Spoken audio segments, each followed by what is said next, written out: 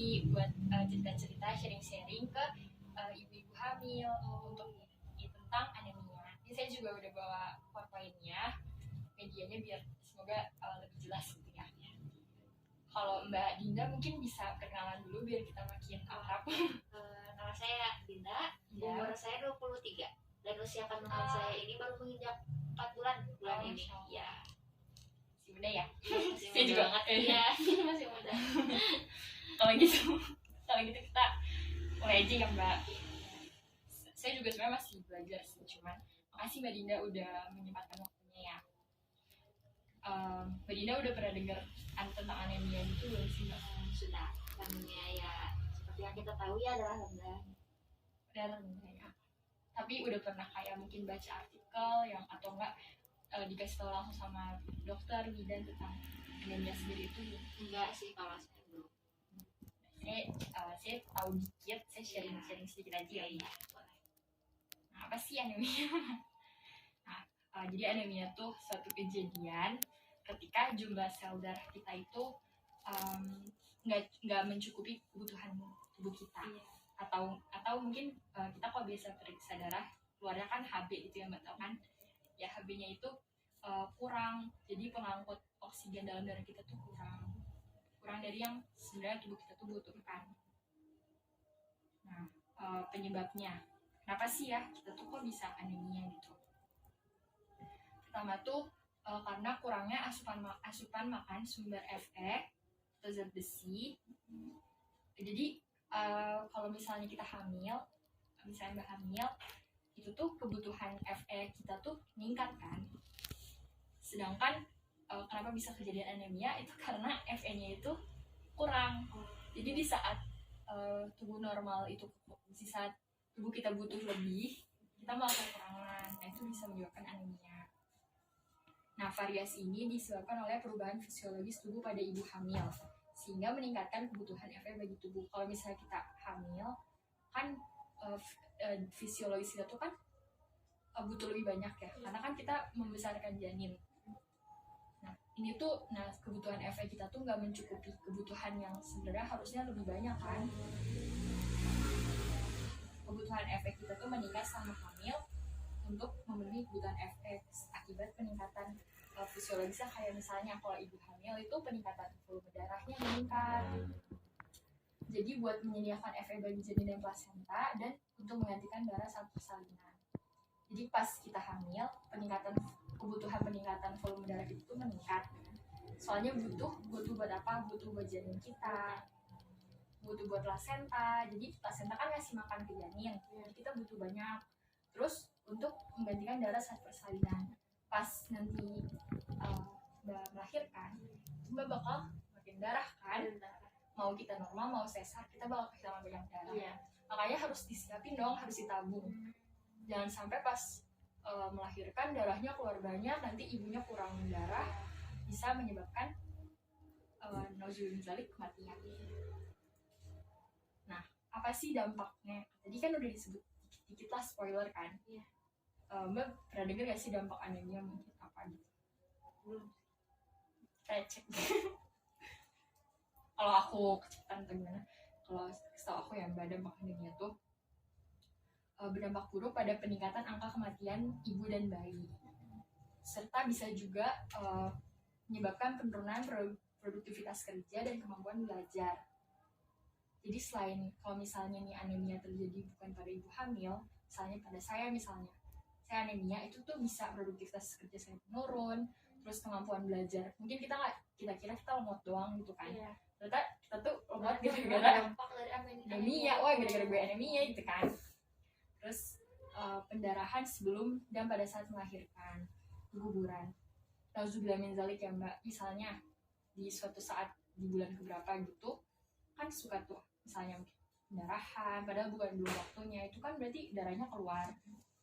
Nah itu juga bisa gara-gara anemia. Terus bisa juga kelahiran bayi prematur, jadi belum waktunya bayinya udah lahir gara-gara anemia. Terus bisa juga berat bayi kita nanti rendah BBLR. Terus anemia kekurangan besi selama hamil berhubungan dengan tingginya angka bayi prematur dan BBLR. Tadi udah disebutin ya. Terus anemia yang berat, yang level tinggi itu, ini meningkatkan risiko sampai ke kematian ibu saat melahirkan. Nah ini udah banyak kejadian. Kekurangan besi, kalau buat bayinya apa sih? Tadi kan buat ibunya. Kalau buat bayinya itu mempengaruhi nanti bayinya perkembangan kognitifnya terganggu. Terus dampaknya tuh lama gitu. Jangka panjang. Iya. Anemia besi yang berat pada bayi berhubungan dengan perkembangan psikomotoriknya. Psikomotoriknya jadi terlambat. Mendalik ya gitu ya, lebih dari 10 tahun walaupun setelah pemulihan anemia besi selama bayi.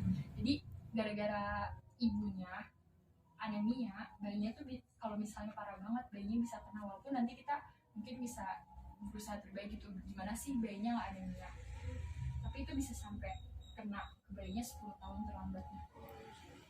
Sebelum balik ya Mbak. Mbak Dinda, ini ada rekan saya. Oh iya. Mungkin gue langsung kenalan dulu ya. Halo Mbak. Perkenalkan Ibu, nama saya Dia Amelia Gahara Adriani dari Universitas Diponegoro Fakultas Kesehatan Masyarakat. Ya.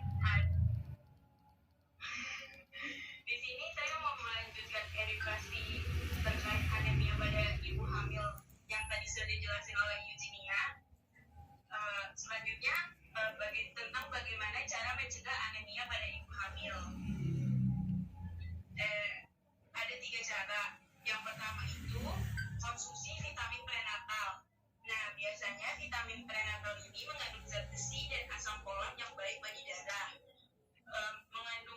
Mengonsumsi vitamin prenatal 1 kali sehari adalah cara mudah untuk mendapatkan nutrisi yang penting guna mendukung tubuh memproduksi sel darah merah.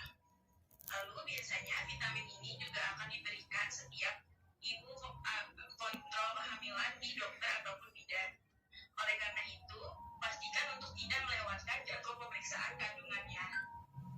Lalu yang kedua, ada konsumsi suplemen zat besi. Saat mengkonsumsi suplemen zat besi, ibu disarankan untuk menghindari makanan atau minuman berkalsium tinggi, seperti produk olahan susu, kuning telur, kopi, dan teh. Karena makanan-makanan itu dapat mengurangi penyerapan zat besi di usus. Lalu selain makanan berkalsium tinggi, obat antasida juga dapat mengganggu penyerapan zat besi oleh tubuh.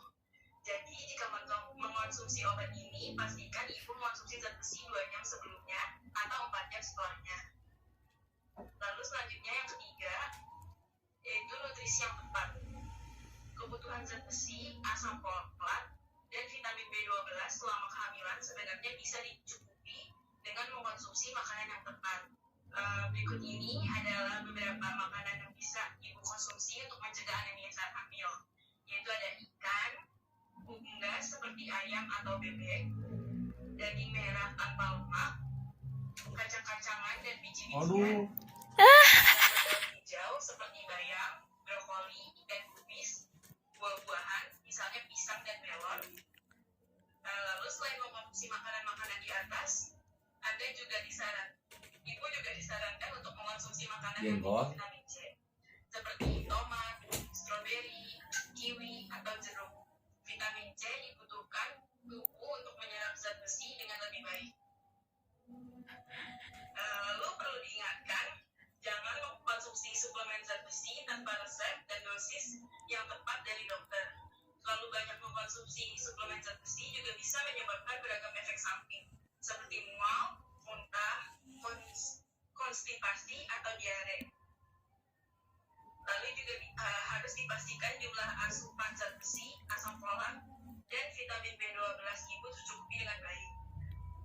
Dan cara paling sederhana dan aman adalah dengan melakukan kontrol kehamilan ke dokter secara teratur dan minum vitamin prenatal yang dianjurkan dokter. Sekian edukasi dari saya, Dia Amelia dan Eugenia. Ya, terima kasih sebelumnya. Ya, terima kasih banyak.